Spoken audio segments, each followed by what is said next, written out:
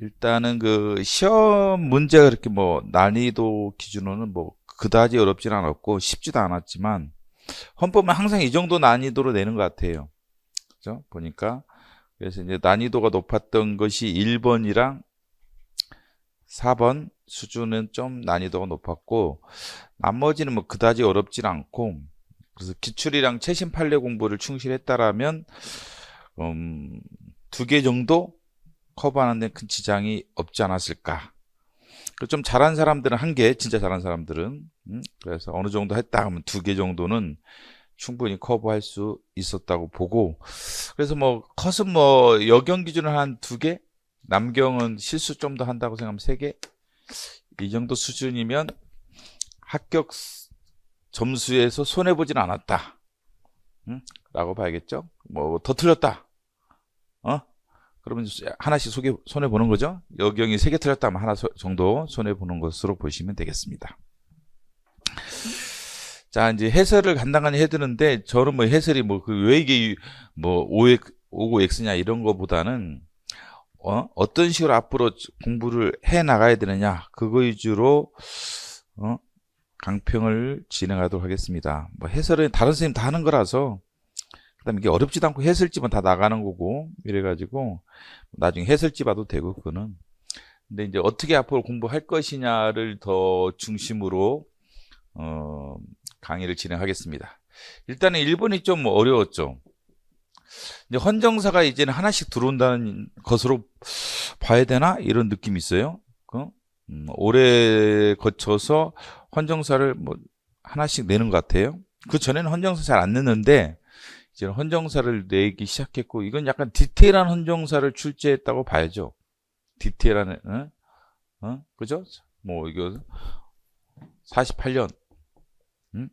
그 다음에 이게 48년 재헌헌법이죠. 이건 다른 기출에 사실은 있었습니다. 이 표현은 있었던 거고 기출에 있었던 겁니다. 잘 보면 이거는 물론 이제 경찰 기출은 아니고요. 다른 기출에 있었던 거고 변호사 시험이나 이쪽에서 기출이었던 걸 기억하는데 있었습니다. 그다음에 자유와 창의를 존중한다. 그렇죠?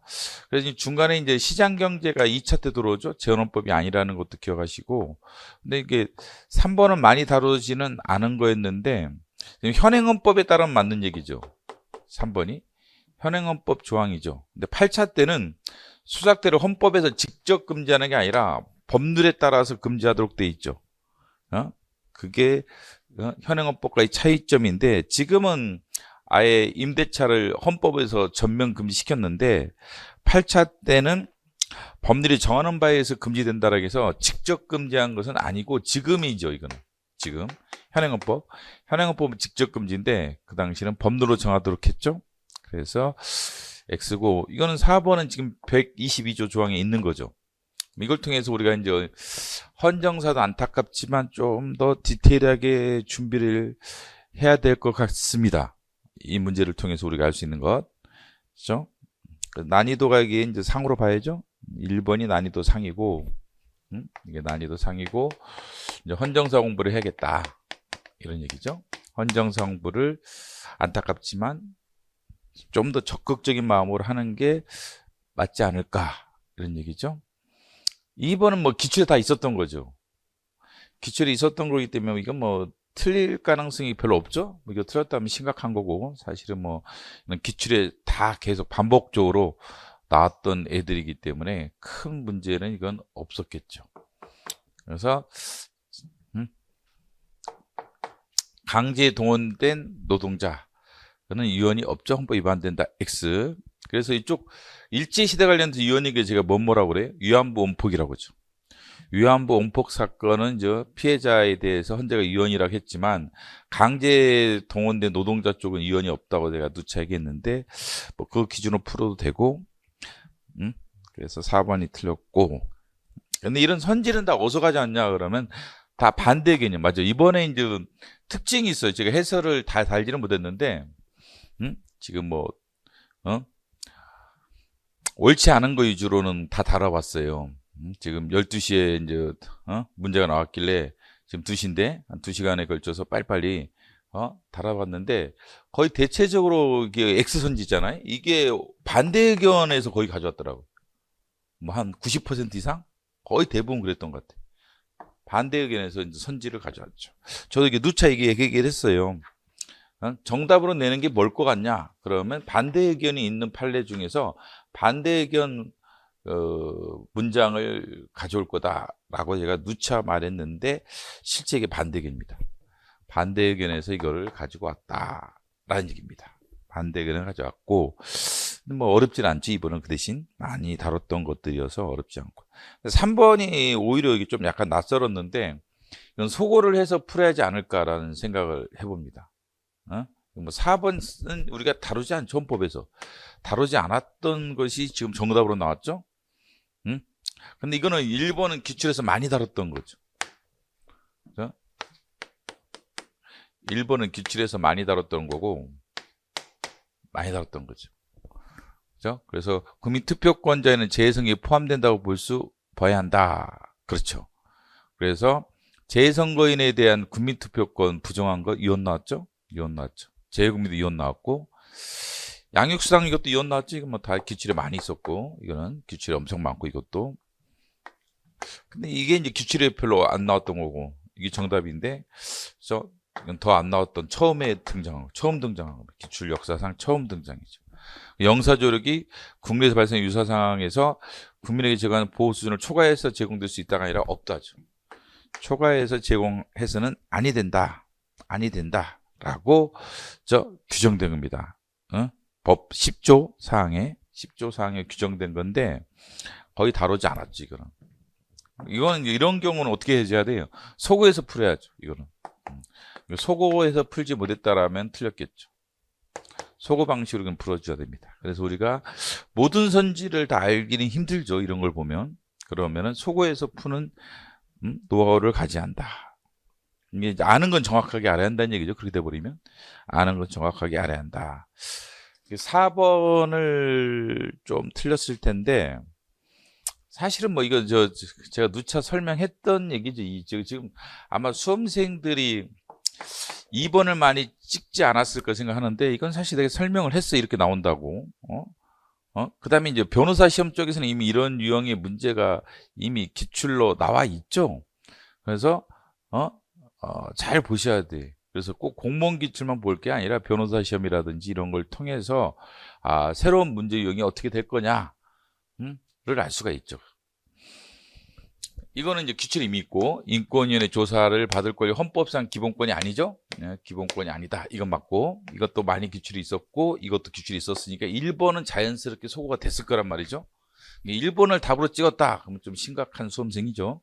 그래서 1번의 X라는 것은 기출을 기본만 풀어도 다 맞출 수 있겠죠. 자, 그러면 이제 1번은 넘어갔어. 그죠? 2번은 일할 환경이라는 주체가 될 수 있는데 이것만 봤으면 영어로 착오를 일으킬 가능성이 있었다는 거지. 이게 착오를 일으킬 가능성이 있었죠. 그래서 2번을 정답으로 찍어버리면 헤맸겠죠. 3번이 사실 기출에도 있었습니다. 이거 사실은 최신 판례에도 이 문구가 있었어요. 뭐 중국주 동포 이 부분은 아니더라도 최신 판례에도 이런 문장이 있었고 그래서 이것도 기출에 사실 있었는데 이게 어렵다고 하는데 근데 4번도 약간 이제 부담스럽게 됐지. 유효는 맞는데 목적과 수단의 적합성은 인정됐죠. 그래서 최성원 측에서 걸렸는데 4번마저 어려웠죠. 그러니까 2번도 어려운데다가 4번마저 어렵기 때문에 수험생들이 좀 헤맬 수가 있었죠. 헤맬 수가 있었고 그래서 뭐 좀 어렵다 이렇게 생각할 수도 있는데 근데 이건 앞으로도 나와요. 2번은. 그래서 일할 환경, 일할 자리. 물론 이제 국민은 다 같죠. 이거는 자유권, 이거는 사회적 기본권.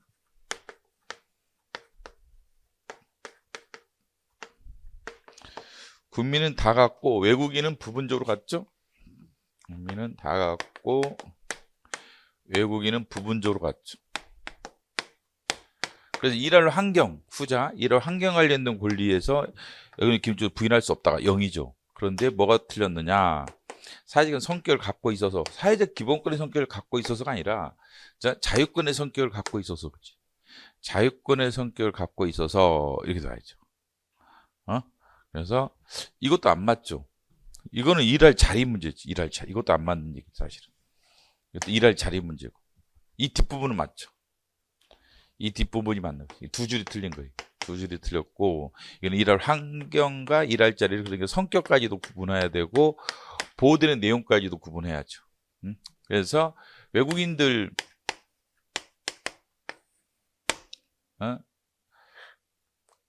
그 일자리 문제와 관련돼 가지고 직장 변경 3회 제한, 직장 변경 3회 제한이라도 사유 제한, 3회로 제한하거나 사유 제한.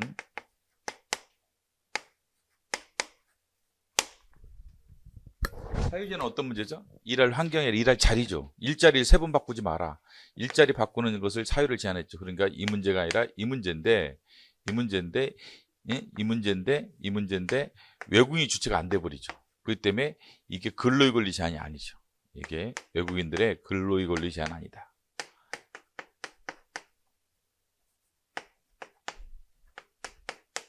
그럼 뭐의 제한이었죠? 직업의 자유. 직업의 자유 제한이었죠. 직업의 자유 제한이었죠. 근데 이제 출국 만기 보험금이 있었죠? 출국 만기 보험금. 이건 퇴직금이죠.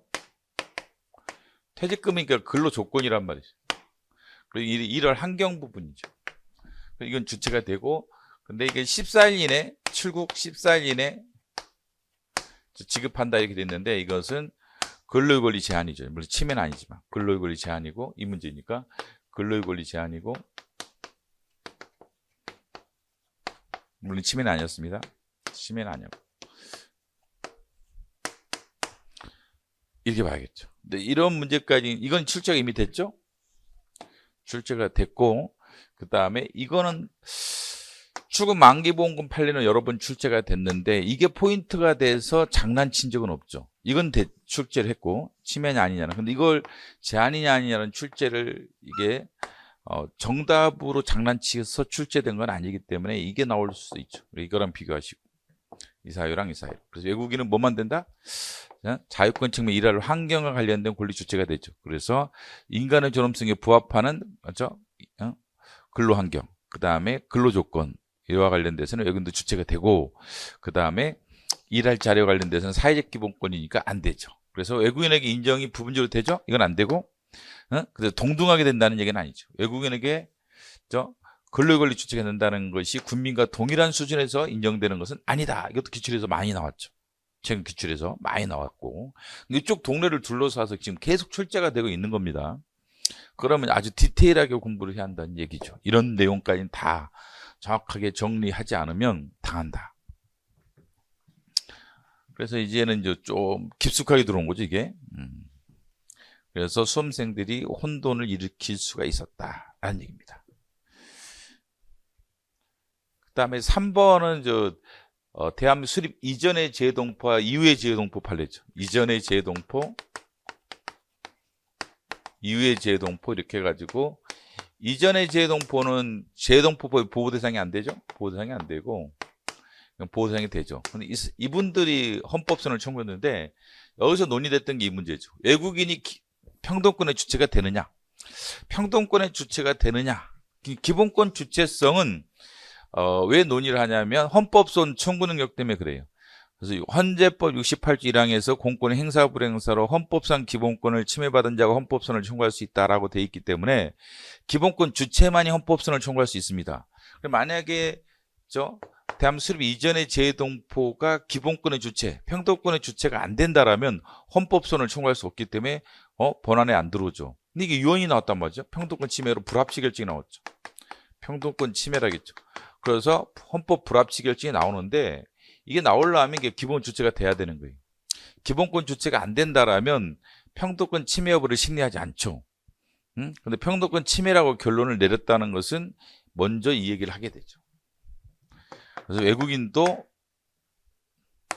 중국 국적 동포, 외국인이죠. 외국적 동포죠. 또 뭐다? 재동포법의 차별 문제에서 평등권의 주체가 될 수가 있다. 그래서 헌법소원을 청구할 수 있다라는 겁니다. 이 판례도 아주 이제 위험한 판례인데 앞으로도 여러 번 더 나올 수밖에 없는 판례인데, 신체이자의 제한에서 이제 엄격한 심사했다는 것, 그 다음에 과잉금 존칙은 위반됐죠. 과잉금 존칙 위반됐는데 여기처럼 목적은 정당했고 수단도 적합했는데 최소성에서 걸렸죠. 근데 적법 절차 원칙과 관련해서는 두 가지 얘기가 있었죠. 자, 진술의 기회를 보장해줘라. 그 다음에 이 심사 기간, 퇴거명령을 받은 사람이 보조치 할 거냐 말 거냐 심사 기간과 여기에 대해서 통제 기간이 제3자성 독립성이 확보돼야 돼. 제3자성 독립성이 확보돼야 한다라고 봤죠. 그런데 여기에 대해서 진술의 기회를 제대로 보장을 안 했죠. 의견을 들을 수 있다라는 조항은 있었어요. 법조항에 의견을 들을 수 있다라고 돼 있는데 의견을 들어야 되는 건 아니기 때문에 의견을 듣지 않고 진술의 기회를 보장하지 않고 보조치 명령을 내릴 수 있다는 면에서 적법 절차 원칙이 위반됐죠. 적법 절차 원칙에 위반됐고, 들을 수 있다 가지고는 안 되고 들어야 한다는 얘기지. 의견을 꼭 듣고 보조치한다라는 거죠. 근데 의견을 들을 수 있다니까 행정청에서 듣지 않고 바로 보조치 결정을 할 수가 있죠.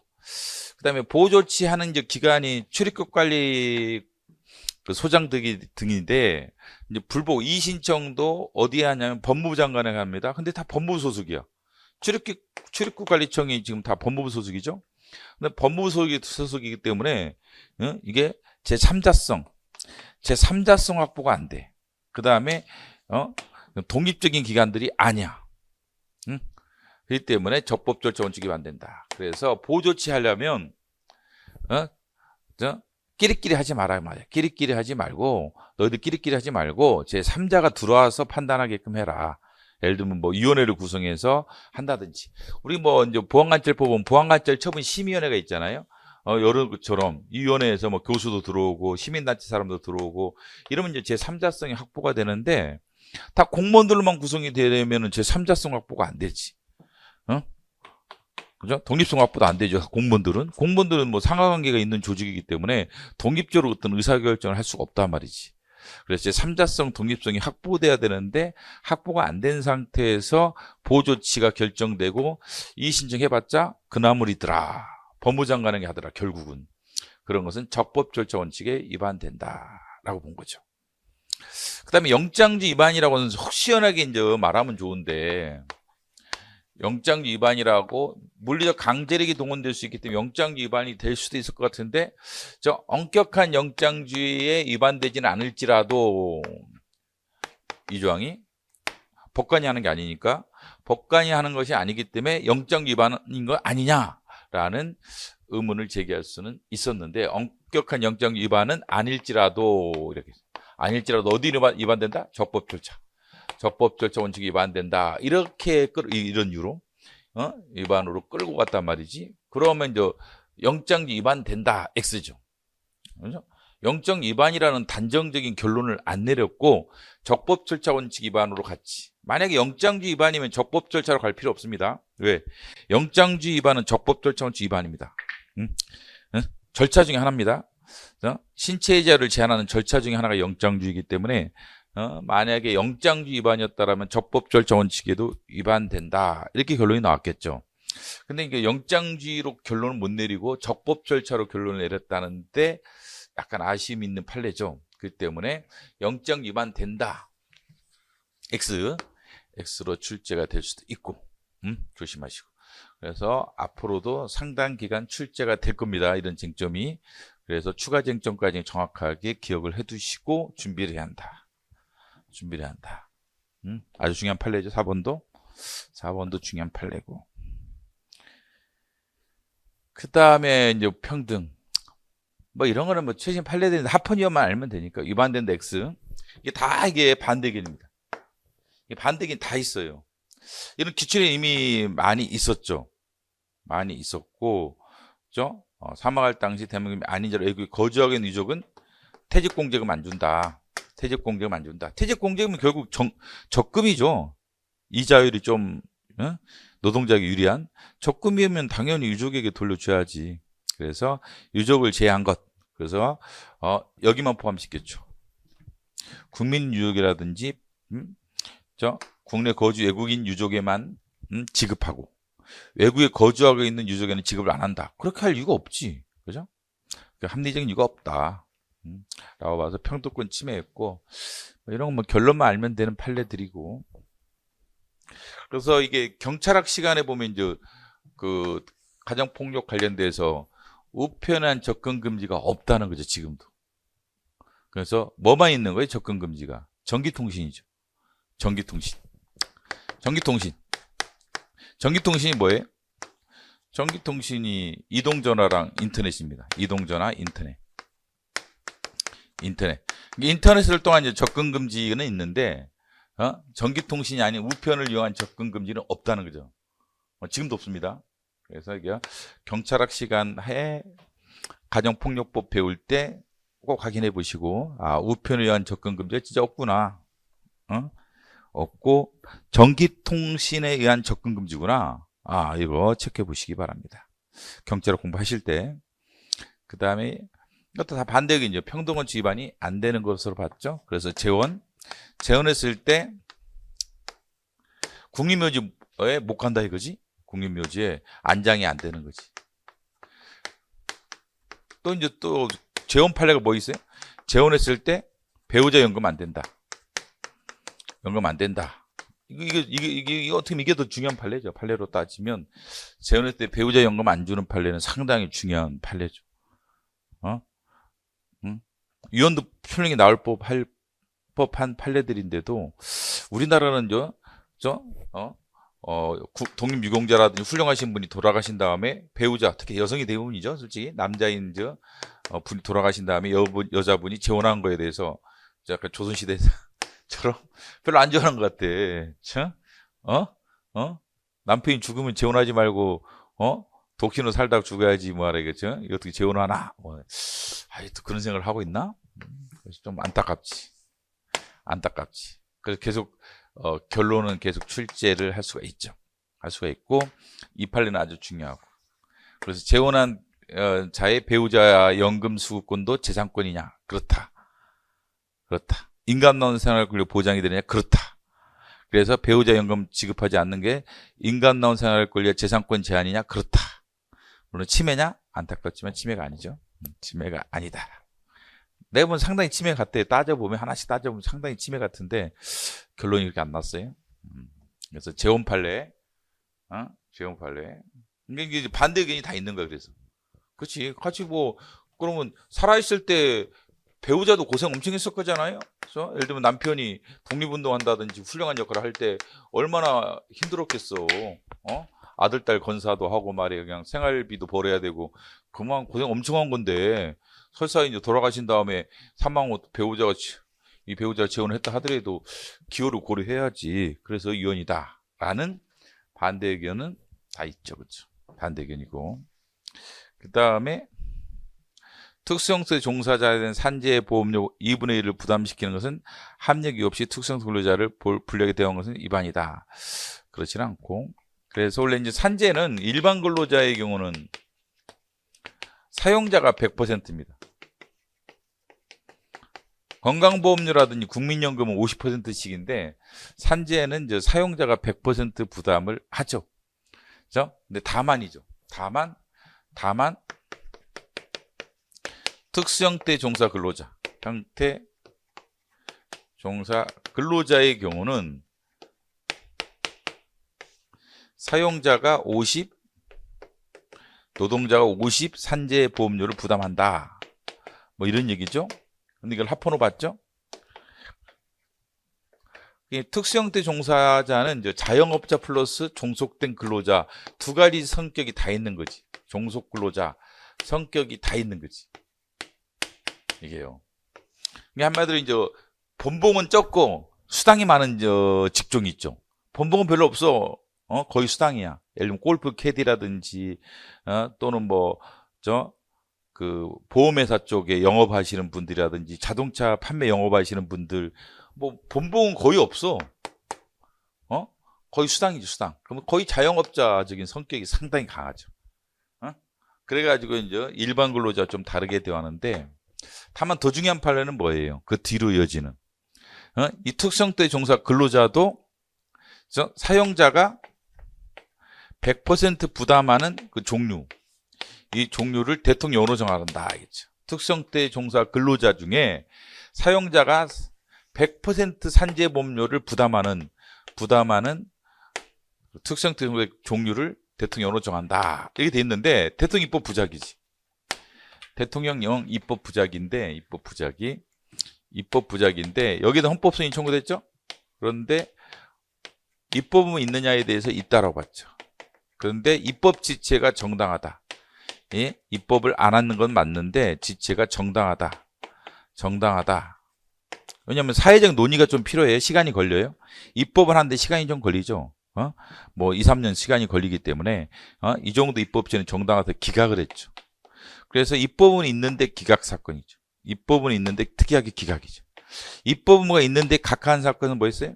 국회의원 선거구 획정 문제죠. 선거구 문제는 입법은 있었지만 도중 입법이 되는 통에 권리보호가 없다고 해서 각하한 사건이 있었고, 이건 입법무가 있는데 기각된 사건이죠. 그래서 입법무가 있는 게 6+2죠. 이혼 나온 6가지 있죠. 이혼 나온 6가지에다가 지금 2가지, 이거 입법은 있었지만 기각된 거 이거 하나, 그 다음에 각하된 거 하나, 이렇게 돼 있죠. 이 판례가 이제 더 중요한 판례인데 이게 출제가 앞으로 되겠죠. 출제가 될 테고, 그 다음에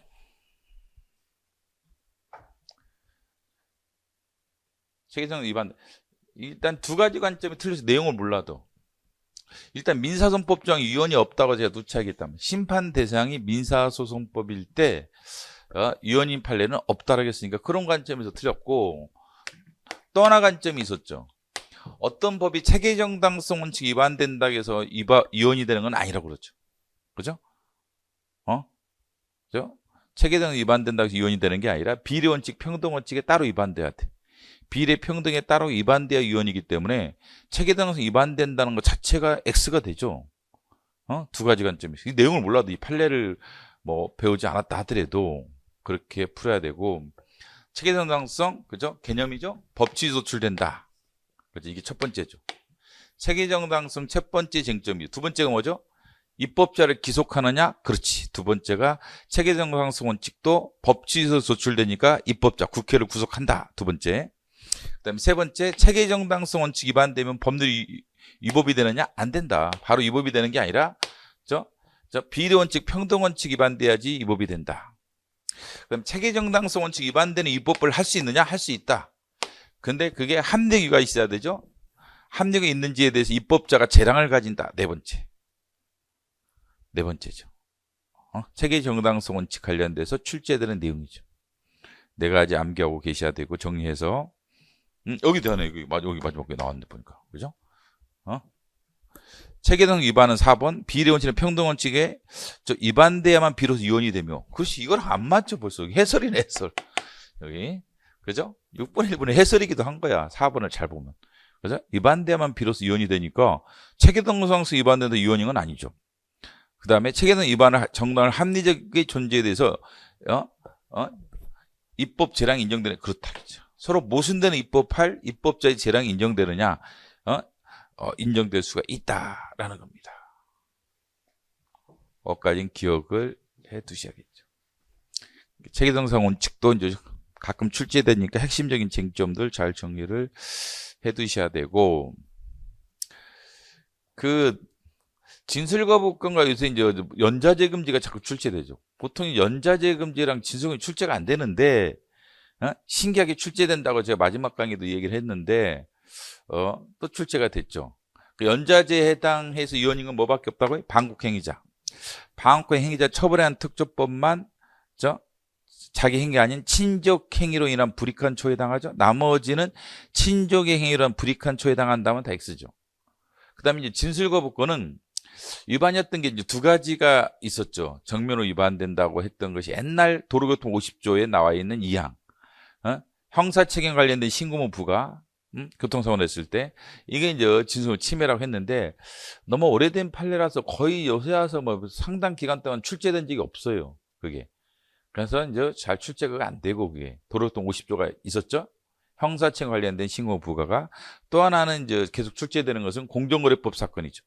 공정거래법 27조에 공정의 위반 사실에 대한 공표 명령은 뭐뭐 침해죠? 명예권 침해, 행복증언 침해, 진술권 침해, 무죄증언 위반이죠.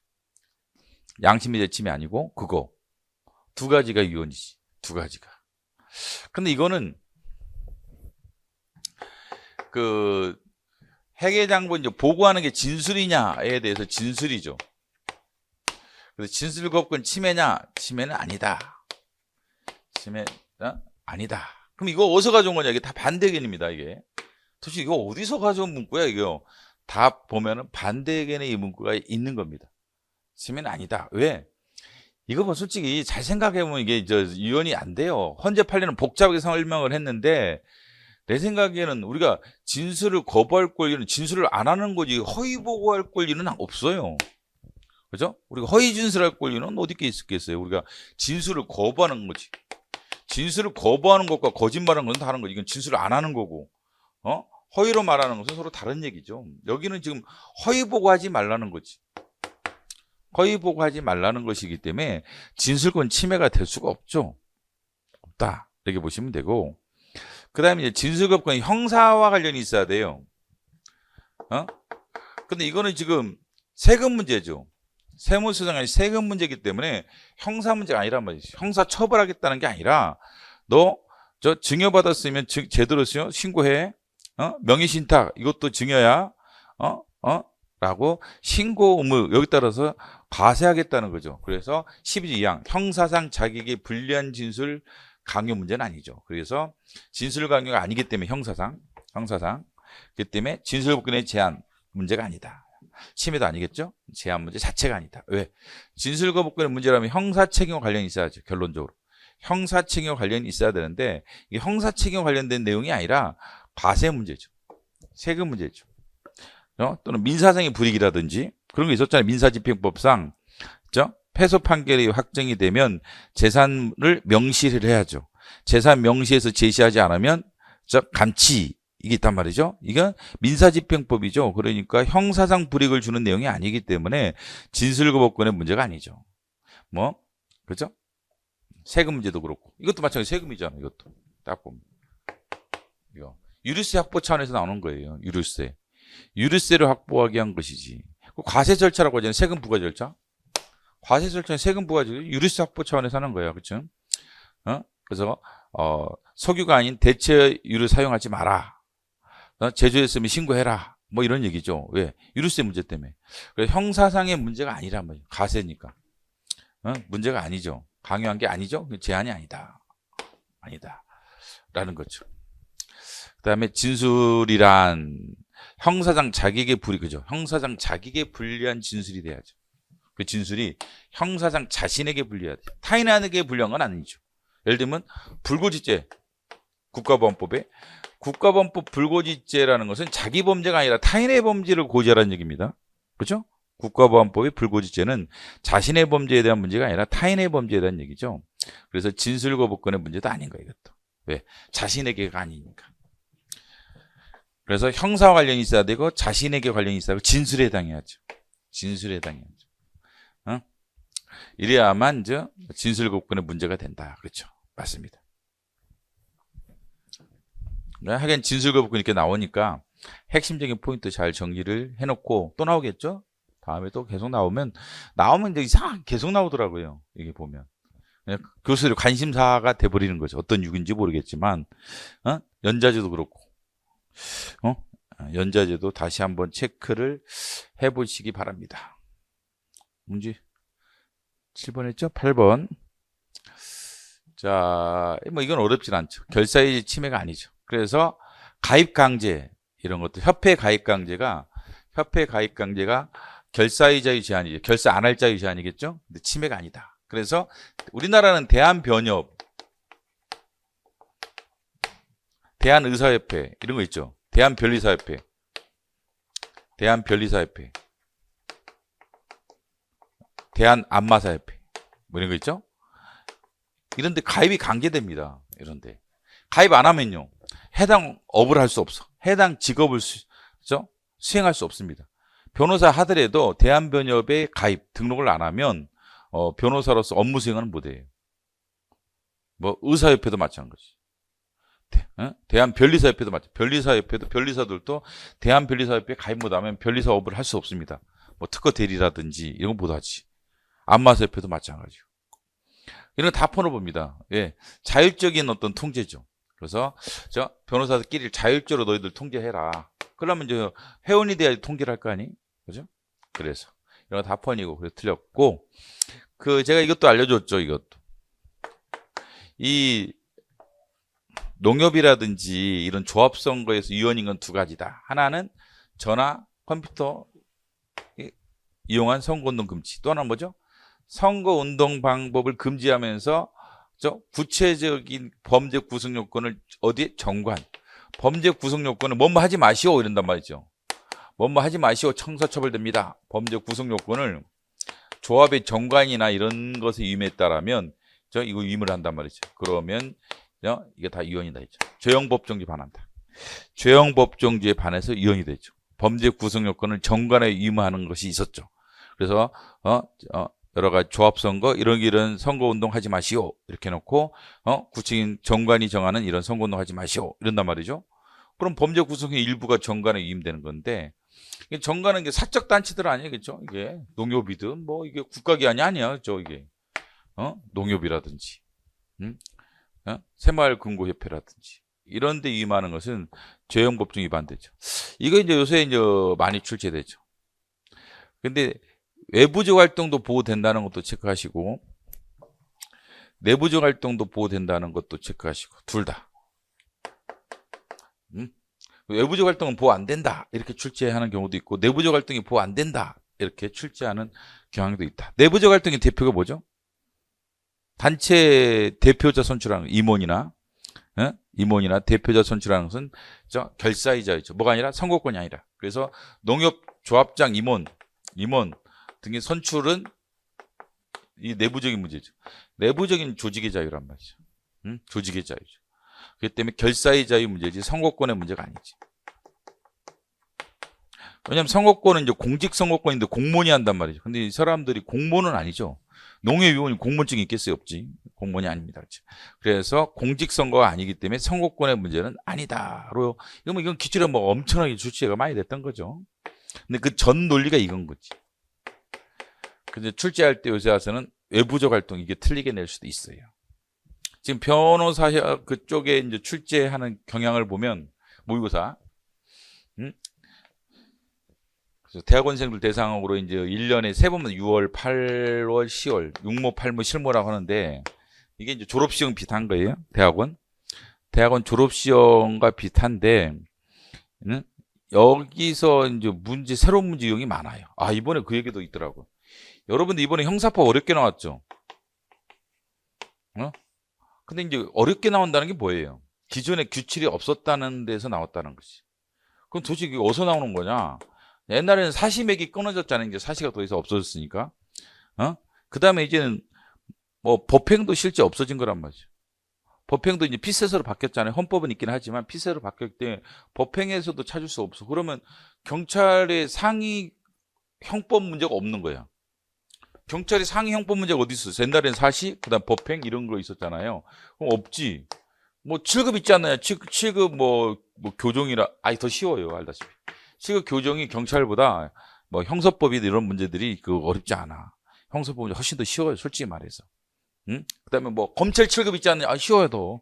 검찰 7급이 더 문제가 쉬워요. 사실은. 국가직 7급 해봤자 경찰 난이도를 못 따라 오히려. 경찰이 더 어려워요. 그 뭐밖에 없느냐? 이제 변호사 시험인데, 변호사 시험 1년에 한 번 보는데 이게 더 중요한 게 아니야, 내 생각에는. 이건 다 공개돼. 근데 공개 안 되는 게 6월, 8모, 10모죠. 6, 8, 10모가 이제 문제가 되는 거예요, 오히려. 1년에 3번씩 봤으니까 계속 지금 누적이 되고 있다는 게.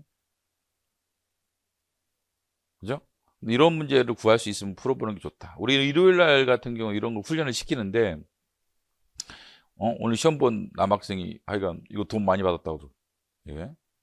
이 문제 팔목까지 줬거든, 우리는. 왜냐면 지금 8월 달 모의고사 10월 달에 아직 안 봤는데, 올해 팔목까지 봤거든, 지금요. 그래서 팔목 나오자마자 문제를 제공했는데, 여기서 유사한 문제가들이 있다는 거야. 아니면 최소한 이제 낯선 문제인데 퀄리티가 있는 문제라고 봐야지. 최소한 우리가 이제 말할 수 있는 것은 낯선데 퀄리티 있는 문제를 찾기가 참 힘들어요. 낯선데. 낯선데. 너무 이거 익숙한 거예요. 어때요? 이거 기출은 책에 다 있어요. 변호사 시험 기출은 여러분이 보는 교재에 다 있기 때문에 이거는 익숙한 거예요. 변호사 시험 기출은 이제는. 근데 뭐가 낯서냐? 변호사 시험 내부 모의고사, 졸업 시험 보는 6월 8모 신모. 이게 1년에 3번씩 보니까 이게 누적이 꽤 돼 있어요.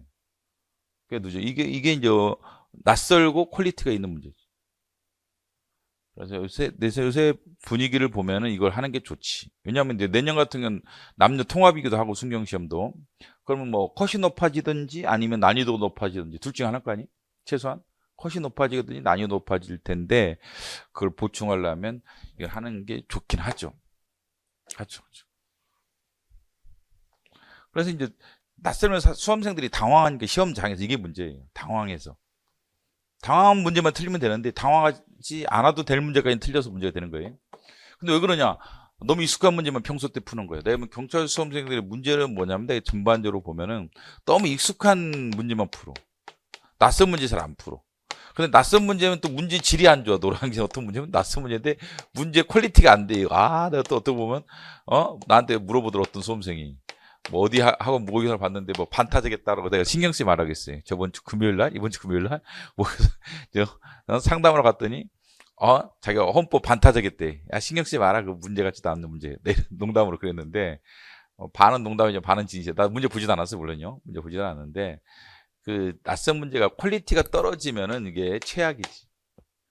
낯설고 문제 퀄리티가 좋은 게 제일 좋지.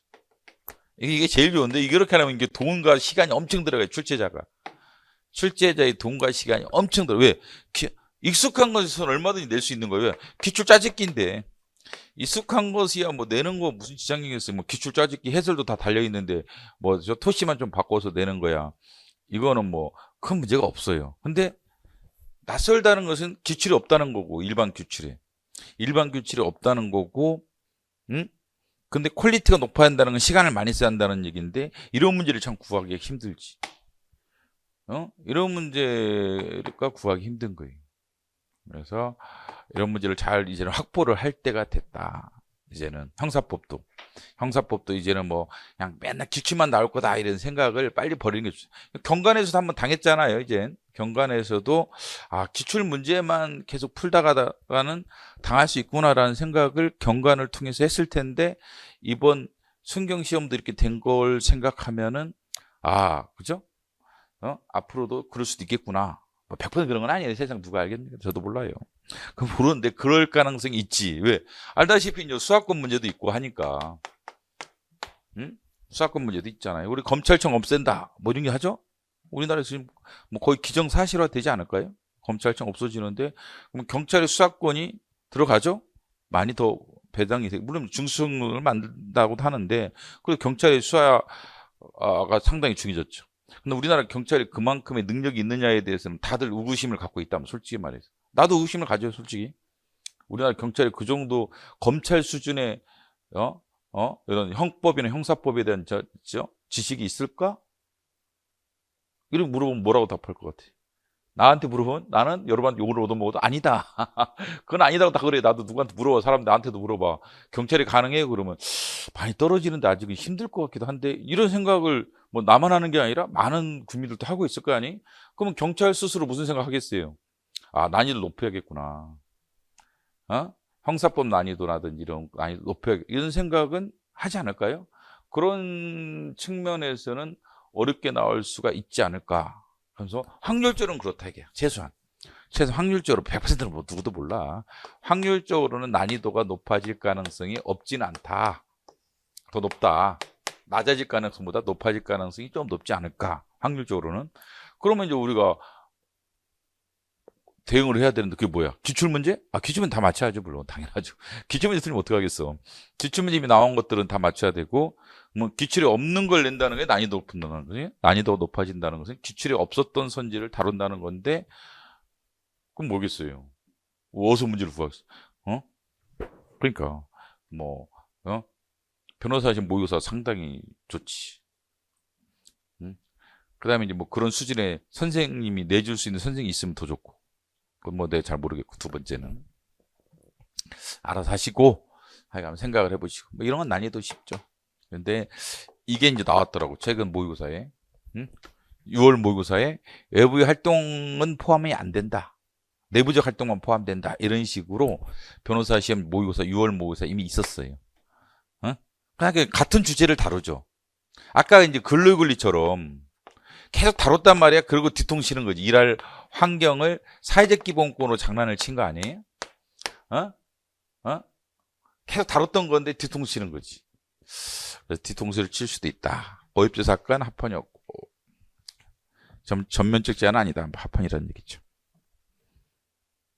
생각을 해보시고 자 소액 임차인의 청구권을 면책에서 포함시키지 아니한 채무 그렇죠. 이거는 그래야지. 그렇죠? 그래서 이걸 체시키면 이게 전 재산인데 소액 임차인이 여러분이 만약 500만 원 보증금 냈는데 이 집주인이 파산했어. 근데 이게 이제 여기에 대한 채권이 면책이 돼 버리면 여러분 500만 원 못 받는 거야. 근데 500만 원이 전 재산인데 어떻게 할 건데 이거. 그래서 면책을 해줘도 이런 소액 임차인의 청구권은 면책을 안 해주는 거지. 그래야만 타당한 거지. 합헌이고 이건 이제 쉬웠죠. 이건 다 맞췄겠지. 기출에도 언체 많고 최근 판례 변경됐지. 2022년에 판례 변경됐고 작년 변호사 시험 사례형 쟁점이었죠. 사례형에서 이걸 출제를 했죠. 작년. 그만큼 중요한 판례라는 얘기지. 또 내는 건데 뭐 이제 유연이다. 그럼 이 문구는 도대체 어디서 가니 이런 표현들 다 반대입니다. 다 있어요. 이게 출제자가 만든 게 아니야. 이 문구 자체 이런 문구를 만들어서 한 게 아니라 반대견에서 가져온 겁니다. 이건 다. 우리는 결론만 알아도 이제 맞추는데 이게 반대견 있는 건 좀 더 조심해야겠구나. 이런 생각을 해봐야 돼. 근데 반대견 중에 위험한 반대견이 있어요. 헷갈릴 수 있는. 근데 그런 것들은 더 조심해야 돼. 우리가 보면은 사실 수험생이 어떻게 그걸 찾겠어요. 선생님들이 다 해줘야지. 우리가 보면은 이게 반대견인데 이렇게 나와버리면 결론만 알아가지고 당하겠는데 이런 반대견이 있어요. 그런 것들은 특별히 조심하고 저건 아니죠 사실. 저거는 이제 결론만 알면 우리가 맞출 수 있는 문제지. 결론은 대부분 알잖아요. 전부지급정지. 그러면 전부지급정지가 합헌인 게 뭐밖에 없어. 이제 남아있는 게 전부지급정지가 합헌인 게 뭐밖에 없다 그랬어요. 군인이 뭐? 군인이라고 해서 다 전부지급정지 합헌이란 거 아닙니다. 군인이 공무원연금 그 다음에 교직원연금 지급 대상자가 돼가지고 할 때는 합산하기 때문에 그때는 전부지급정지 되죠. 그래서 군인으로서 한 25년 근무하고 교수가 돼. 그러면 교원으로 근무를 교수로 5년 해. 그럼 30년으로 계산해 준다면 30년 근무한 거. 그럼 문제가 되지는 않지. 왜? 갑은 25년, 30년. 그 동기인 군대 육사 동기는 30년 그냥 근무. 그러면 이거는 군인으로서 30년이고 이 사람은 군인 플러스 교원으로서 30년이지 더하기 해서. 그렇기 때문에 이 기간 동안에 지급정지하는 거 당연한 거지. 여기도 마찬가지로 공무원 시절에 지급정지 되듯이 이때 지급정지 되는 건 당연하죠. 군인, 교원, 공무원은 연금 수준이 비슷해서 그래요. 그래서 이것만 지금 남아있죠. 전부 지급정지 합헌이 이것만 지금 남아있다라고 내가 맨날 얘기해 줬는데 그건 나오는지만 보면 되는 거예요. 그 다음에 건축을 신청한 건물이 최대 5년 이내 해당 건물을 양도하는 경우 환산가액, 취득가액의 경우 해당 가액의 100분의 1의 금액을 양도세 결정해서 더하도록 한 것. 그러니까 이제 빨리 팔 때는 양도세를 좀 증가시켜야죠. 투기죠 뭐. 샀다가 빨리 판다는 게 뭐겠어요. 그렇죠? 투기적인 성격도 있고 해서 그런 거죠. 투기적 성격도 있고 해서 그런 거고. 그 다음에 납세무자가 법정 시효 기간 내 산출한 세액을 신고하지 않은 경우 100분의 20에 상당한 금액을 가산세를 하겠다라는 것. 재산권을 침해하지 않는다. 이거는 먼저 정답이 확실했기 때문에 큰 문제가 없었던 문제로 보이고, 그죠? 법정 기간까지 납세무자가. 산출세액을 신고하지 않았을 때 20에 해당하는 금액을 가산세 더하는 거죠. 뭐 이런 판례들 다 알 수가 없고, 유언인 것도 좀 있는데 잘 안 내고, 그거는 유언인 것도 좀 있긴 합니다, 이쪽이. 그 다음에 행정소송법이 이제 심판 대상인데, 이런 경우는 침해가 아니지. 왜? 행정소송법이 유언인 것은 뭐밖에 없다? 43조. 행정 43조 가집행 선고금지. 가집행 선고금지만 유언이고, 나머지 행정소송법은 다 펀이죠? 뭐 그룹으로 되고. 그 다음에 이 신청에 대한 재결서를 받아 60일 이내. 그냥 이런 게 기간이 이 정도면 유언이 나오기 힘들어요. 30일짜리도 합헌이 많잖아요. 이런 경우 재결서를 받아 60일 이내 불복을 하라. 이런 것은 유언이 아니다. 침해가 아니고. 그 다음에 공익사업법은 여러분이 잘 안 배우는, 그죠? 법이죠, 원래. 행정법에서는 엄청 중요하게 다뤄지는 게 공익사업법인데, 아주 중요하게, 엄청 중요하게 다뤄져가지고 계속 하는데, 그렇죠? 나머지 시험 하는 사람들 그다지 중요한 판례는 아닌데, 하여간 뭐 이거 30일도 있고 60일도 있고 이래가지고 이거 합헌입니다.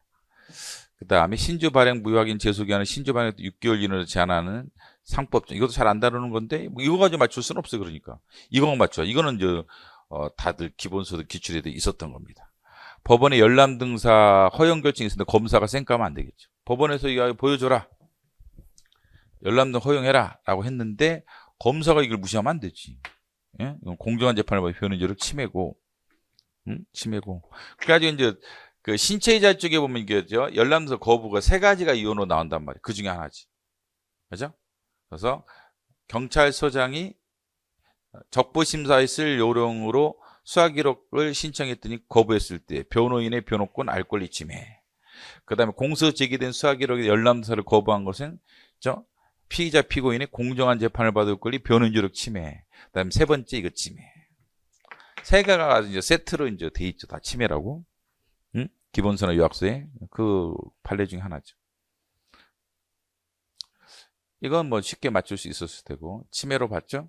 그래서 혼인 종료 300일 이내 출생하면 전 남편의 친생자다. 이게 침해죠. 전 남편 간의 관계에서 출생할 가능성이 없지. 뭐 이혼하는 시점부터 부부관계가 파탄되는 게 아니라 상당 기간 전부터 부부관계는 파탄됐기 때문에 뭐 혼인 종료 300일 이내 출생했다 전 남편으로 보면 안 되죠. 오히려 그렇죠. 오히려 상당 기간 뭐 있죠? 서로 뭐죠? 떨어져 살았다든지 이렇잖아요. 보통 이혼하기 전에. 그래서 침해라고 오히려 받고, 그 다음에 이거는 이제 민법 조항이 보통 우리가 이제 실내보호 쪽에서 많이 나왔지. 이게 사실은 실내보호 위반이냐 아니냐로 많이 내는데 헌법 3조 위반이냐로 이번은 출제했지. 그래서 이 민법 조항 실내보호 위반도 아니고, 물론 이제 13조 조항 진정소유법 위반도 아니고 36조 위반도 아니다. 아니다. 그렇지. 그래서 이제 계모자 사이는 혈족 관계가 아니어서 그런 거예요. 피가 한 방울도 안 섞였기 때문에 법정 상속의 대상이 안 된다는 거지. 우리나라 법적 상속의 대상은 이제 배우자 빼오는 건 다 이제 혈족 관계한다, 피가 섞여야 한단 말이죠. 근데 계모자는 피가 안 섞였잖아.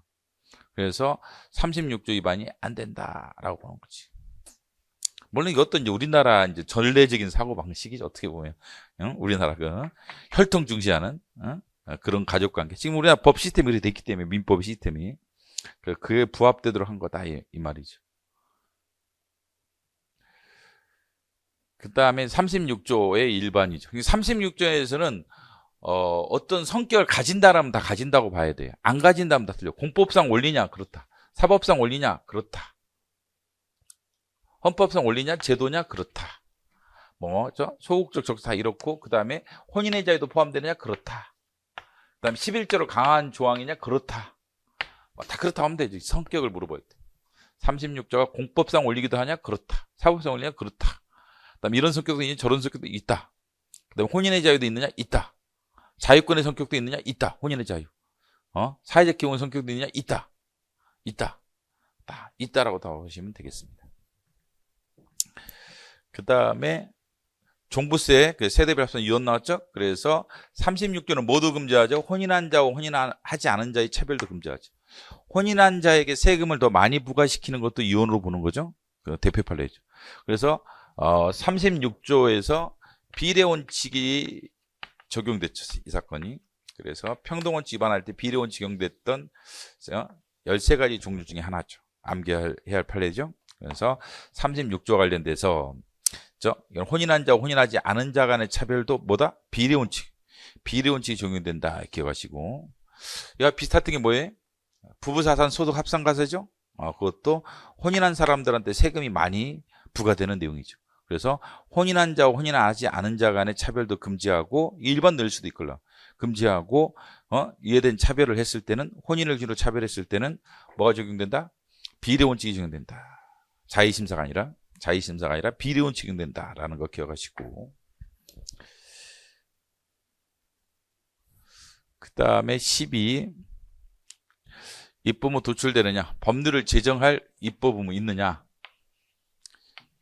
법률 없지. 왜? 6+2가 아니니까. 입법의무는 6+2인데 이게 6+2가 아니죠. 강제 집행할 수 없다 있다 이런 내용이. 그렇기 때문에 입법의무가 발생한다 X. 입법자의 입법의무가 발생한다 X. 과소범전칙에 대한 설명이죠. 최소한의 보조치죠. 최대한이 아니라 최소한. 그래서 국가가 침해자일 때는 과잉, 사인이 침해자일 때는 국가의 보호무는 과소. 이래 되죠. 머릿속에 아예 박아놔야 되고, 여기에 대한 설명을 하고 있는 거죠. 설명을 하고 있는데 최소한이죠. 그래서 어느 때만 위헌이냐? 입법을 전혀 안 했다. 입법을 했는데 재량의 범위를 현저히 벗어났다. 그렇죠. 명백히 위반되는 경우에만 인정된다. 보호무 위반으로 인정이 된다. 라는 거죠. 이 과소범론칙이죠. 그래서 엄격한 심사를 한다. X죠. 이게 엄격한 심사가 아니라는 거죠. 과소보험전칙 문제는 이게 엄격인 거예요. 과잉은 엄격한 심사, 기본적으로. 과잉은 엄격한 심사 원칙이라면 과소는 엄격한 심사 원칙이 아닌 거예요. 왜? 이건 뭐도 이혼 나오기 힘들지. 전혀 입법을 안 했다라든지, 입법을 했는데 입법적 범위에 명백히 위반한 경우, 그런 경우에만 기본 침해가 인정돼. 그러면 심사 강도가 매우 완화된 심사죠. 그래서 이제 보호무 위반이 별로 안 나오지. 그죠? 보호 위반이 별로 안 나온다. 근데 이게 이제 드디어 나왔네. 주방용 어물 분쇄기 사용 금지는 개인의 기본권을 제한하는 거죠. 국가가 기본권을 제한하는 거죠. 국가가 침해자일 때는 과잉이죠. 과잉. 보호무 문제가 아니에요. 그래서 이건 과소범죄는 보호무 문제죠. 그래서 국가가 침해자일 때는 과잉, 삼술지양. 국민의 자유 권리를 누가 제한해? 국가가. 자유와 권리를 국가 안전보장 질서지 공공권리를 위하여 필요한 경우 법률로서 제한할 수 있다. 그때 필요한 경우 하나의 과잉금 전칙을 준수해야 한다라는 거죠. 뭐 할 때? 국가가 제한할 때. 국가가 직접 제한할 때는 과잉금지 원칙이 적용되고 보호무 문제가 안 됩니다. 보호무 문제는 누가 침해자예요? 사인이 침해자다. 사인이 침해자다라는 거죠. 사인이 침해자다라는 겁니다. 그래서 국가가 직접 기본권을 제한할 때 보호무 위반 문제가 안 되지. 그래서 어물 분쇄기 사용하지 말라. 이게 침해자가 사인이 아니죠. 어물 분쇄기 업자예요? 아니지. 어물 분쇄기 업자, 그 다음에 가정주부, 오케이지. 둘 다 친한 관계지. 업자 때문에 편하게 됐네. 주방용 어물 사용을 하고 싶어. 그러면 음식물 쓰레기 안 버려도 편할 텐데, 이런데 국가가 하지 말라는 거지. 그렇기 때문에 이건 침해자가 사인이 아닌 거지. 사인이 아니다. 이거죠. 그래서 이제 기본서에 나와 있는 정의를 했던 이제 이런 것도 이제 추가를 좀 더 해둬야 한다는 거죠. 지뢰 문제라든지, 지뢰 피해자에 대해서 보상해주는 이런 문제도 보호무 문제가 아니지. 왜? 지뢰를 사인이 매설하지는 않죠.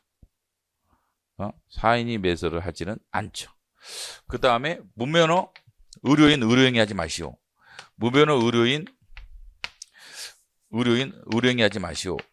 의료인이 마시오. 이거는 두 가지 관점이 있어요. 하나는 무면허 의료인 입장에서 직업의 자유 제한은 국가가 제한하는 거지. 무면허 의료인 입장에서 이 사람의 직업의 자유죠. 이 사람의 직업의 자유는 누가 제한하는 거예요? 환자가 제한한 건 아니죠. 그렇죠? 무면 의료는 의료행위 하지 마시오. 이거는 국가가 의료법을 만들어서 한 거니까 이거는 과잉이죠. 과잉금전칙 직업의 자유.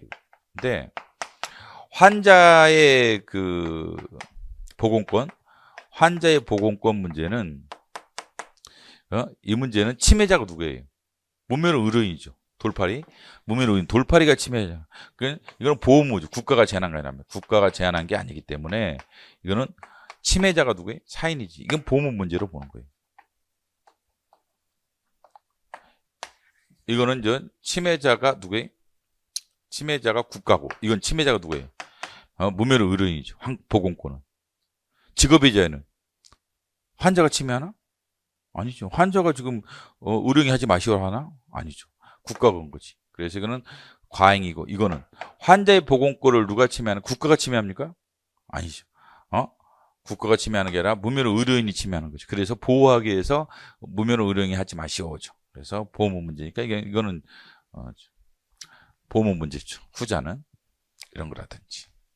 교통사고 처리 특례법상 피해자의 생명권 신체의 자유는 누가 침해자예요? 운전자지. 그러니까 이건 보호무 문제인 거지. 운전자가 침해자인 거예요. 교통사고 운전자가 침해자. 그렇기 때문에 보호무 문제인 거예요. 이거는. 근데 보호무 문제고 위반은 아니라 봤죠. 위반은 아니고. 근데 운전자에 대해서 공소를 제기할 수 없다. 12대 중과실이 아니고 종합범위에 가입했다는 여러 가지 요건하에서 공소를 제기할 수 없다라는 것으로 피해자는 뭘 제한받죠? 27조항이 재판 절차 진술권. 재판 절차 진술권인데 이건 침해자가 운전자예요? 운전자가 지금 공소를 제기할 수 없다는 입법을 한 건가? 아니죠. 이건 국가죠. 이건 국가고 이건 과잉금전칙의 문제죠. 과잉금전칙의 문제고 중상해일 때는 침해로 보죠. 중상해일 때는 과잉 위반으로 해서 재판 절차 진술권 침해, 평도권 침해로 나오지. 그래서 이제 보호무 문제냐, 제한의 문제냐, 국가의 제한의 문제냐를 구별을 좀 더 이런 문제를 보면 해야 하지 않을까라는 얘기죠. 그 다음에 이제 그 한약 의약서에 이제 수제된 처방, 일정한 의약서에 수제된 처방은 따로 유효성 심사, 안전성 심사 안 한다. 유효성 심사, 안전성 심사 안 한다. 그럼 환자 입장에서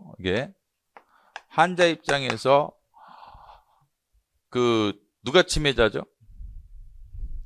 이게 한약사가 침해자, 한의사가 사인이 침해자죠. 왜? 처방을 했는데 이게 한약이 문제가 있는 처방이지. 그래 이거 먹고 이제 배탈이 난다든지 또 병이 걸린다든지 그때 국가의 보호무죠. 국가의 보호무. 이건 국가의 보호무 문제가 맞죠. 위반은 아니죠. 이것도 마찬가지. 누가 침해자예요? 개장수죠. 개장수. 동물 장묘. 동물 장묘 관련돼서 지역적 제한사를 규정하지 않았다. 누가 환경권. 동물 장묘업자.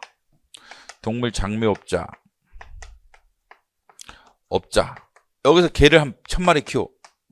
개를 1000마리 키우니까 낮이고 저녁이고 짖어가지고 우리 자다가 깨. 우리들이 자다가 깨. 시끄러 죽겠어. 새벽에도 짖고 이래가지고. 그러면 이제 침해자가 동물 장묘업자죠. 이게 국가의 보험 문제지.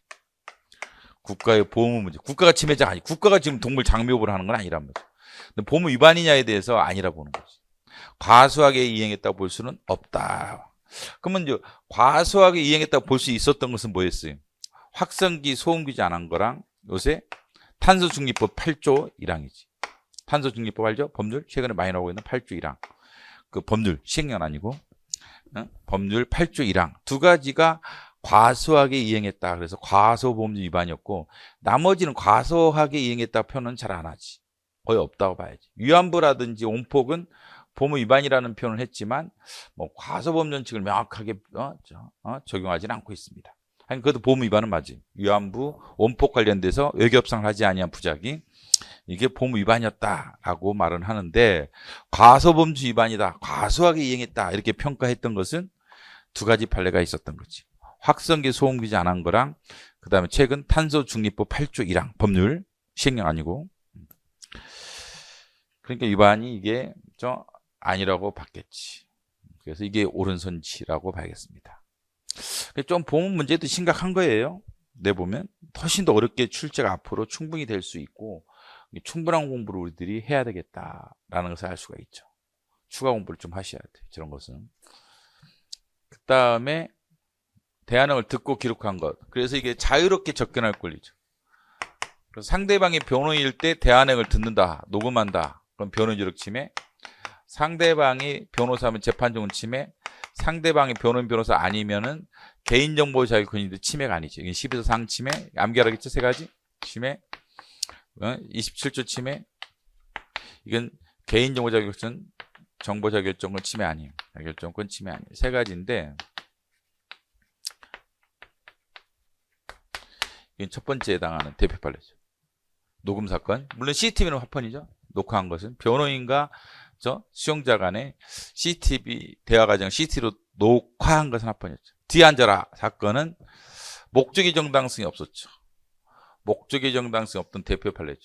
이미 기출이 있었던 거니까 맞출 수 있지 않았을까. 그래서 목적의 정당 이런 물어보면 좀 어렵긴 한데 기출이 분명하게 존재하죠. 그러면 쉽다고 봐야 돼. 우리가 이제 쉽다라는 것은 뭐 내용이 어렵다, 쉽다 이 문제가 아니고 기출에 있느냐, 똑같은 표현이 기출에 있느냐. 있다 그러면 쉬운 거고 없다 그러면 어려운 거예요. 이게 쉽다는 이유는 뭐냐면 있기 때문에 기출에 있다. 기출에 있다. 그대로 있다.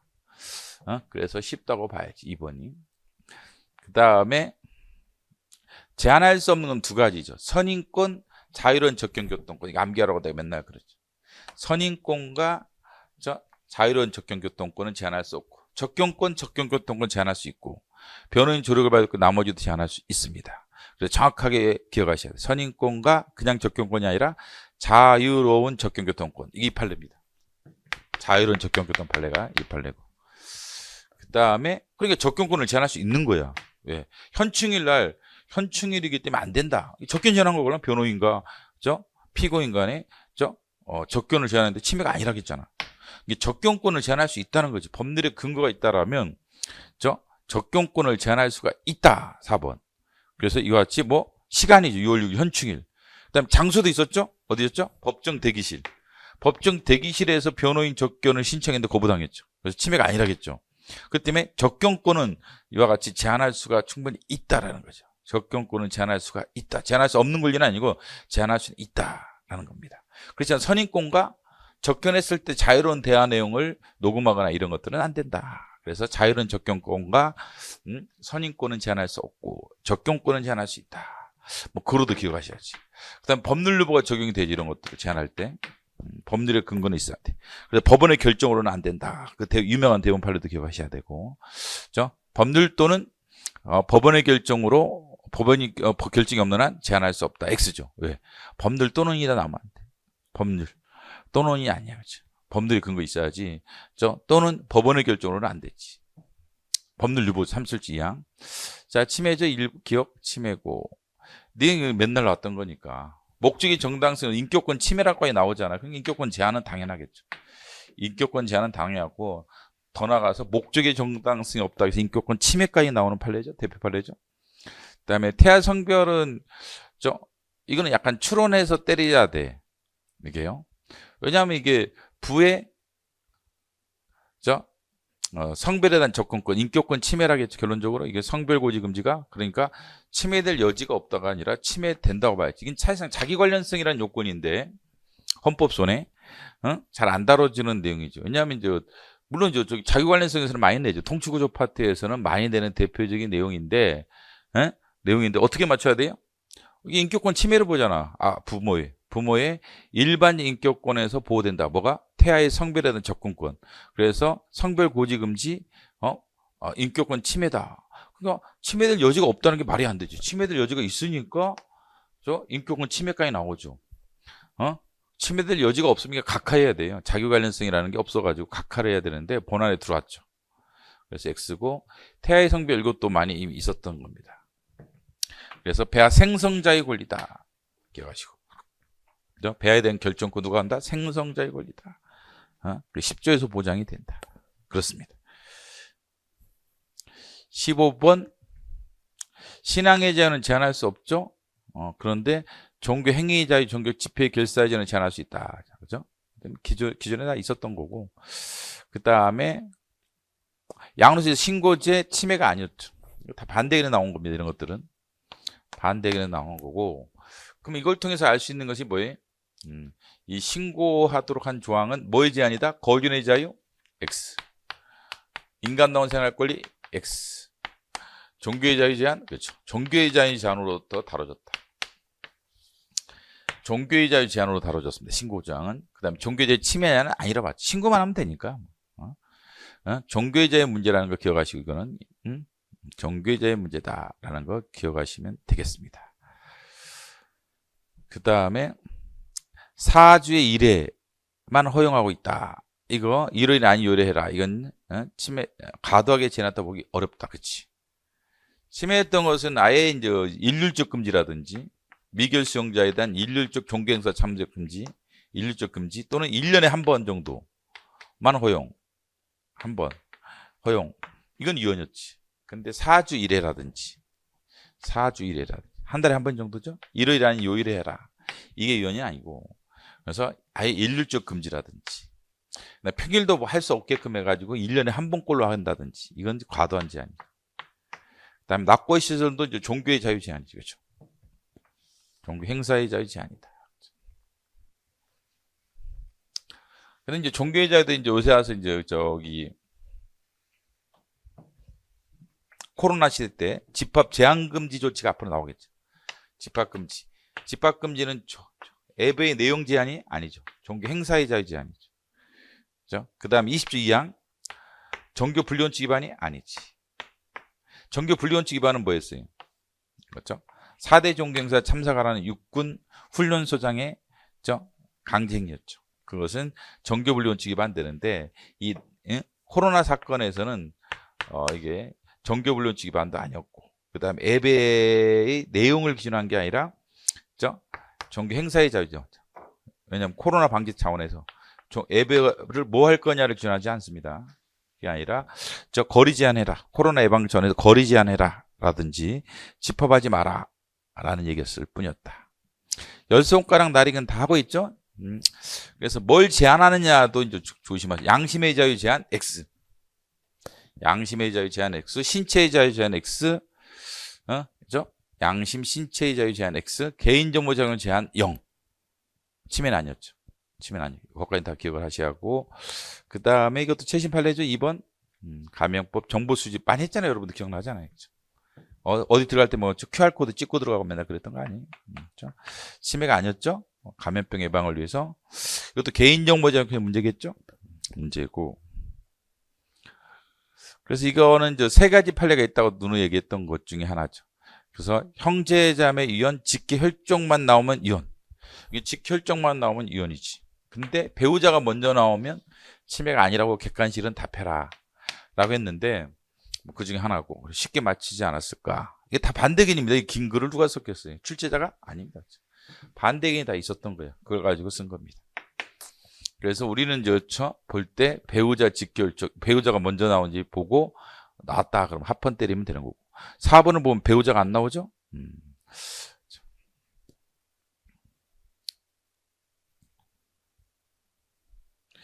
식품 광고는 직업의 자유 위반이 아니었죠. 아니었고 그래서 식품을 질병 치료를 목적으로 약으로 광고하지 말아야 돼. 식품이 약은 아니죠. 식품과 약은 다르지. 약은 약사에게 약국가 사는 거고 식품이야 마트에 사는 건데 둘이 다르죠. 식품을 약으로 광고하지 말라는 거죠. 그죠? 근데 이 광고는 어디서 보장이 된다? 직업의 자유와 뭐에서? 재산권 X. 표현의 자유죠. 광고는 직업과 표현의 자유 제한이다. 재산권 제한이다. X. 저건 침해가 아니었죠. 광고 관련돼서 침해했던 것들 잘 기억을 해 두시면 좋죠. 의료인의 단순 광고 금지 위헌이었죠. 근데 의료인도 앞에 수식어가 나오는 광고 금지는 다 펀이 나왔던 거예요. 비의료인의 광고 금지라든지 과장 허위 광고 금지라든지 이런 건 다 펀이었고, 그다음 변호사의 광고 금지는 모두 인류적 광고 금지 위헌이었고, 유권 해석에 반하는 광고 금지 위헌이었고, 나머지는 합헌이었지. 어디 반해서? 직업의 자유, 표현의 자유죠. 직업의 자유, 표현의 자유. 직업의 표현의 자유. 근데 여명 808 사건에서 음주전후 숙취에서는 N은 표현의 자유 침해, 직업의 침해, 이것만은 재산권 침해라고 그랬어요. 왜? 특허를 받았다. 그래서 음주전후 숙취해소 광고 금지는 여명 808이 숙취 해소용 천연차라는 특허를 받았죠. 특허라는 건 재산입니다. 특허권 사고 팔죠. 그래서 재산권 침해기도 하죠. 얘만은. 얘네들은 재산권 침해는 큰일 납니다. 의료용 광고 금지라든지 변호사 광고 금지가 재산권 침해로 나올 가능성이 높아요. 재산권을 제한하지도 않습니다. 재산권 제한이 아니라 광고 금지는 뭐의 제한이? 표현의 자유와 직업의 자유 제한이다. 다만 음주는 숙취해소 사건에서는 특허를 받았기 때문에 그것만 재산권 침해로 결론을 내리게 됩니다. 자, 안경사 사건은 직업의 침해가 아니었죠. 5대 4였죠. 5인 위헌이었는데 비교 판례는 뭐죠? 약사법인이죠.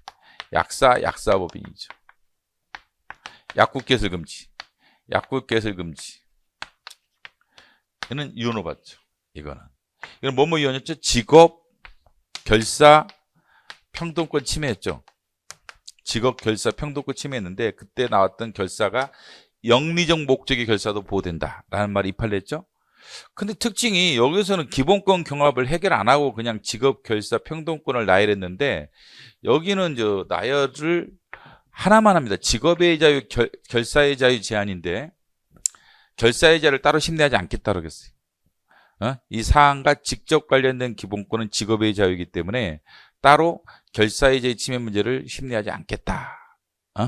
라고 해서 직업만 판단했고, 그 다음에 반대 의견이 이게 심각했죠. 5대 4니까. 그렇기 때문에 자꾸 넘어가면 안 돼. 이건 넘어갈 수 있죠. 그렇죠? 예를 들면 이렇게 되는 거지. 이 법조항은 안경사에 한해서만 안경사 법인을 구성해서 안경점 개설을 허용하지 않는다라면 위헌이다. 이게 오인의 입장이었던 거예요. 오인은 뭐라고 하냐면 더 완화된 방식이 있다. 야, 이거는 아예 금지시키고 있는데 자연인에게만 인정해서 법인에게 아예 전면 금지시키는데 이건 되는 거 아니냐. 일반 국민 안 돼. 일반 국민이 이 법인을 구성해서 안경점을 개설하는 것은 안 되고, 이건 안 되고, 그렇지만 안경사만에 한해서 법인을 구성해서 법인을 구성해서 안경 개설을 허용하면 되는 거 아니냐. 그래서 이거는 위헌이다. 이건 합헌일지라도 이건 합헌이지만 이거는 위헌 아니냐라는 것이 오인 입장인데 이런 틀로 나오면 헷갈려 수험생들이. 예. 그래서 일반 안경사가 아닌 국민의 경우 법인을 구성해서 안경점을 개설할 수 없다는 점에서는 합헌이고, 그러나 안경사에 한해서는 법인을 구성해서 안경점 개설할 수 없도록 하면 이게 직업의 침해다. 이런 식으로 장난을 치면은 그럴듯해 보이죠. 그러면 쑥 넘어가는 수가 있다. X다. 예? 이게 X. 근데 넘어가지 마시고 그냥 합헌이라고 자꾸 인식하셔야 돼. 합헌이라고 인식하시고 넘어가면 안 돼. 오히려 여기서 그렇게 낼 수도 있어요. 이 의미도 마찬가지. 이게 위헌인 이유가 불합치갈증이 나왔는데 위헌인 이건 낼 수도 있죠. 변호사시면서 이미 이런 걸 내는 거예요. 이유를. 그러면 이게 위헌인 거예요. 일반 국민이 약사법인을 구성해서 약국 개설할 수 없다. 이게 위헌인 거냐? 이게 위헌이 아니에요. 이 판례에서도. 그럼 뭐로 약사를 자격을 따겠어, 귀찮게. 일반 국민이 약사법인 만들면 되는 거지. 약대 갈 필요도 없네. 그죠? 그럼 변호사도 마찬가지지. 뭐로 변호사 자격이다. 일반 국민 변호사법인 만들면 되는 거지. 의사도 뭐로 의대가 귀찮게. 그냥 일반 국민이, 그죠? 의료법인 만들어가지고, 그죠? 병원 개설하면 되는 거지. 그렇기 때문에 이거는 당연한 거예요. 그렇죠? 이거는. 그래서 뭐가 위헌이었어요? 약사들에 한해서 위헌이었던 거예요. 약사들이 약사법인을 구성해서 약국 개설할 수 없다. 이게 유언이다 이게. 그래서 헌법 불합치 결정하면서 법 개정해라. 이거는 허용하는 식으로 법을 개정해라. 라는 취지였기 때문에 이건 맞는 얘기지 이건. 근데 이렇게 낸다는 거지 이걸. 이거는 여기서는 6인에 이르지 못했던 5인의 입장이고 이거는 법정 의견입니다. 예? 약사 사건에서는 법정 의견이고 이거는 법정 의견이 아니라 5인 입장이었고 법정 의견이 이거였어요. 안경 사건에서는. 그래서 이제 이런 것들은 좀 추가를 해야 돼. 조심하셔야 돼. 조심해서 추가해서 공부를 좀 여러분들이 해야 한다. 합헌위원 알아서 하시되 이런 거 하면 또 합헌위원 설명 안 했다고 그러는데 그건 알아서 해야 돼. 그거 얘들도 아니고 그걸 틀리면 어떻게 하나 그죠? 지금 여기서 지금 20개에서 뭐 지금 19개냐 뭐 지금 18개냐의 문제지 뭐 13개냐 14개냐 이거 어떻게 돼? 솔직히 까놓고 말하면 안 되지. 그죠? 그럼 뭐 이제 자기 공부를 안 한 건데 어떻게 하겠어 이거는 공부를 아예 안 한 거라 봐야 돼. 우리 입장에 미안한 얘기인데 공부를 안 한 거지. 자기는 했다고 생각하지. 그게 문제인 거야. 자기 수준에서 노는 거. 세상은 그죠? 중고 집단이 누구냐에 따라서 결정되는 거지. 내 친구는 14개, 13개 맞았는데, 나 15개, 나 공부 좀 했네? 그럼 뭐 하냐, 이거야. 이 정도 맞이 학교 가는데. 15개면 잘했지. 이쪽에 비하면. 못했지, 이쪽에 비하면. 근데 우리는 지금 합격을 목표로 하기 때문에 중고 집단이라는 것은 공부 잘하는 애들 전제로 해서 중고 집단을 만들어야 되는데, 자꾸 이게 중고 집단이 여기 있어가지고 뭐, 변명을 하더라고. 뭐 자기 나름대로 했다는데 뭐 했다는데 뭐 그러면 그대로 살아야지. 응? 예? 뭐 그걸 괜히 그걸 내 앞에 와서 설득할 필요는 없다. 개인이 훌륭하다면 알아서 하는 거지. 근데 합격은 못 한다 대신. 합격은 못 하니까 알아서 해야 돼, 세상. 근데 이제 이렇게 맞으려면 앞으로 어떻게 할 거냐 이런 문제가 나왔을 때 그게 더 중요한 거지. 이 판례가 뭐가 합헌이야 연이 이런 것보다도 이런 거 뭐 중요해 그냥. 당연한 거지. 나쁜 놈들 말이야. 얼마나 명확해. 3년 이상 아니면 안 된다는 얘기인데. 이거 위헌이지. 같은 판례가 뭐 있어요? 유사 판례가? 지방자치법이 들었죠. 그죠? 그래서 지자체장이 근거 이상의 형이 선고되고 확정이 되기 전까지 부단장 권한대행은 그죠? 무죄초원 집안되고 그건 뭐의 침해죠? 공무단위권이죠. 지자체장이니까. 공무단위권. 이건 직업의 자유.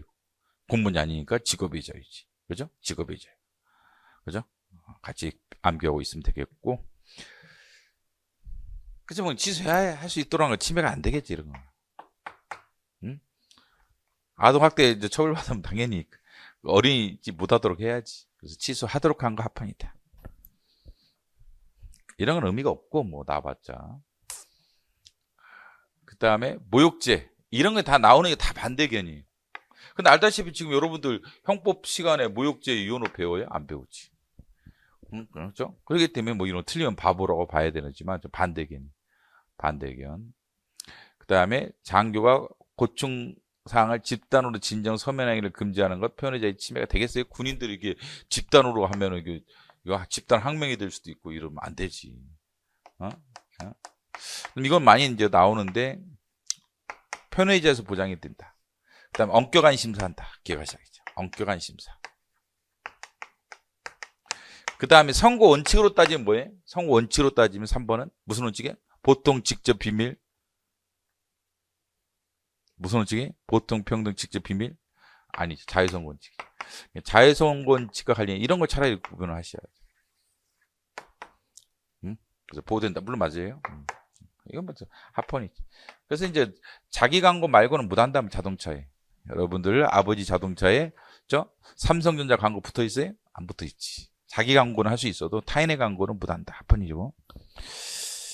그 다음에 산재수권은 헌법상 권리다. 많이 기술이 있지. 법무상 권리다. 사실 중요한 건데 국가의 사회복지 관리에 적극적 급부지원권 인정되는 건 아니다. 사회복지는 재해방동 관련된 적극적인 건 아니다. 근데 이게 좀 안타깝지. 내가 어저께인가 지금 7급 거기 최종 강의 해줄 때 이거 엄청 욕했는데 그래서 낸다 이러면서 이게 범죄적 차원의 권리라는데 이게 잘못된 판례다 이런 얘기 하면서 엄청 공격을 했는데 그래서 그 출제자들이 또 낸다 그러는데 진짜 또 나왔네. 아이고. 그 다음에 2번 그죠? 재직기는 합산 일정 제한을 두죠. 최근 판례도 있잖아요. 그래서 이제 최근 판례 기준으로 따지면 이제 파면된 사람이 저 퇴직금 감액되죠. 감액되고 그 다음에 이제 이 사람이 저 다시 재임용됐단 말이죠. 재임용됐을 때 감액된 걸 기준으로 연금 계산이 된단 말이죠. 연금 플러스가 되는 거, 합산하는 것. 이거 유연이 아닌 것을 배웠죠. 뭐 그렇게 봐도 되고.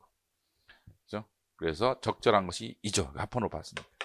그 다음에 이제 합산하려면 이제 공무원 그 신분에서만 가능합니다. 퇴직한다면 합산 못해요. 군대 갔다 온 남자도 있죠. 군대 갔다 와서 뭐 군대가 2년 갔다 왔다 그러면 공무원 됐을 때 뭐 20년 근무했다 공무원으로서 그러면 2년 합산하고 싶다 뭐 재직 중에는 할 수 있는데 그러면 퇴직 후에는 못해. 퇴직한 다음에 2년 합산해달라 이렇게 못하는 거예요. 합헌을 받지 이것도. 이게 기출에 나오죠. 그래서 저도 매우 강조하는 것 중에 하나인데 보통 그 퇴직 수당과 퇴직금과 다르죠. 퇴직금은 두 가지 다 있죠. 하나는 임금 후불적인 부분으로 재산권과 사회보장적인 측면에 국가 부담금이 있죠. 그렇죠. 그렇지만 이건 아니다. 명예퇴직수당은 이것은 생활 보장을 해주겠다는 게 아니란 말이죠. 그게 아니라 뭐죠? 빨리 나가줘라. 빨리 나가줘라. 조기퇴직을 유도하는 거란 말이죠. 그래서 특별장려금이다. 그래서 명예퇴직수당과 일반 퇴직금이 다르다. 그 다음에 이제 원래 일반 퇴직금 중에서 이제 배우자 퇴직연금도 똑같이 생활보장적 측면이 있습니다.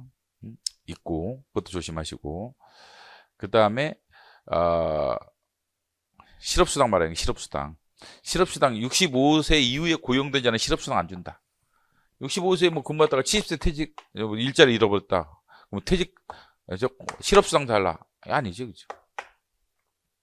실업수당 안 줍니다. 65세 이후 고용된 자의 경우는 실업수당 안 준다.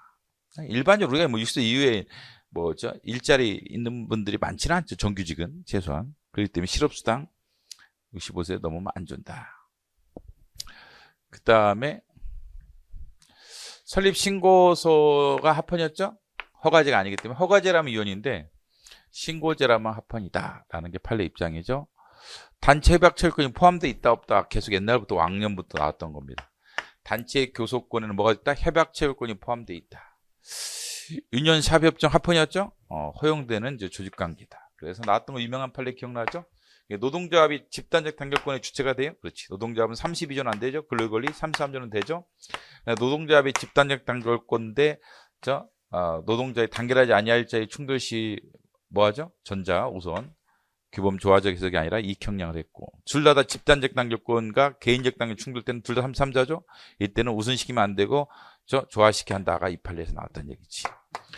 기본권 뭐죠? 충돌의 경합이 충돌이죠. 그래서 계속 출제되는 내용 중에 하나죠. 충돌 쪽에 충돌 쪽의 내용이었습니다. 최신 판례가 나왔죠. 이게 교섭단체 노동조합 판례 이게 이제 단체 교섭권을 침해하지 않는 것으로 봤습니다. 그래서 그 복수노조가 되는 A라는 회사에서 노조 1, 2, 3, 4죠. 노조 1, 노조 2, 노조 3이 있는데 여기가 51% 노동자가 있단 말이지. 여기가 30%, 여기가 19% 노동자가 있다라고 가정을 해보죠. 그러면 이제 원래는 교섭 창구를 단일화해야 돼. 원래는 단일화하는데 이쪽에서 서로 협상이 안 돼. 자기 너무 많은 요구해. 여기도 3명씩 하자. 그러면 저 노조 일이 싫어하지. 야, 우리 51인데 어떻게 되는 우리는 셋이냐. 우리는 5은 최소한 줘야지.